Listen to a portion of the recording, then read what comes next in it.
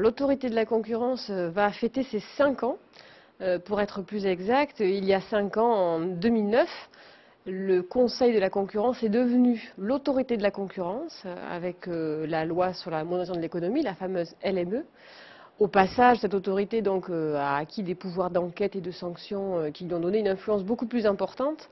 Et c'est un peu l'occasion justement de faire le bilan de l'action de l'autorité sur les différents secteurs d'activité dans lesquels elle a pu faire des enquêtes et donner des avis. On voit quand même au travers des années qu'elle a eu une action qui a été très, j'allais dire, offensive. Il y a eu notamment des sanctions très lourdes prononcées. La sanction la plus lourde de toute l'histoire de l'autorité, qui est encore récente, mais c'est celle sur notamment les télécoms, qui date donc de 2005. Alors c'était pas l'autorité, c'était le Conseil de la concurrence, mais il pouvait déjà prononcer des sanctions qui étaient quand même de 530 millions d'euros, 534 millions d'euros même. Ce qui était historique. Mais sur les banques, la sanction a été assez forte aussi, puisque c'était 384 millions d'euros.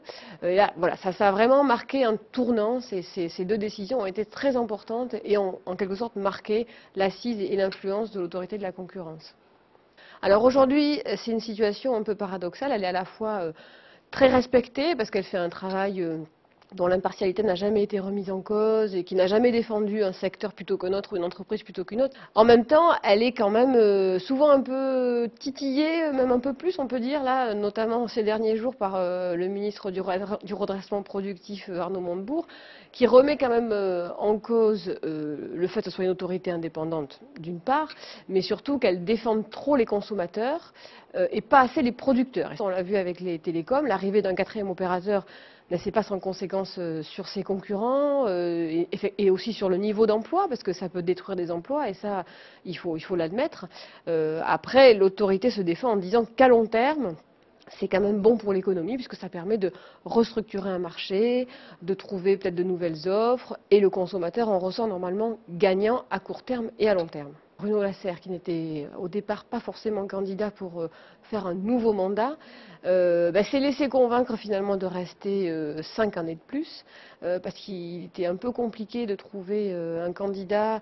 D'abord parce que quand on est à la tête de l'autorité de la concurrence, il faut bien savoir qu'on ne se fait pas beaucoup d'amis chez les entreprises, donc c'est difficile après de rebondir dans le privé d'une part. Et puis trouver quelqu'un qui connaît aussi bien le secteur des télécoms, de la santé, des transports, de l'énergie, c'est pas facile non plus. Il va être auditionné par l'Assemblée et le Sénat, mais sa nomination est quasiment acquise. En revanche, il va y avoir quand même un grand renouvellement au niveau du Conseil, puisqu'il y a 15 des membres sur 17 qui vont devoir être renouvelés, ce qui veut dire là quand même un changement assez important. Ce qui est intéressant de voir, c'est peut-être sur quoi l'autorité de la concurrence va travailler dans les prochaines années. Ils aimeraient axer leur travail notamment sur les transports. Il y a toute une problématique autour des autoroutes et des péages, et aussi autour du transport par autocar, dont l'autorité trouve qu'elle n'est pas assez développée en France, alors que c'est un moyen qui peut être beaucoup moins coûteux que le train, à développer pour l'entreprise, mais et aussi donc du coup en termes d'accessibilité pour le consommateur. Donc ça, je crois que ça va être un des grands points sur lesquels l'autorité va s'autosaisir, et ainsi que sur le domaine de l'énergie, où là il y a aussi de quoi faire.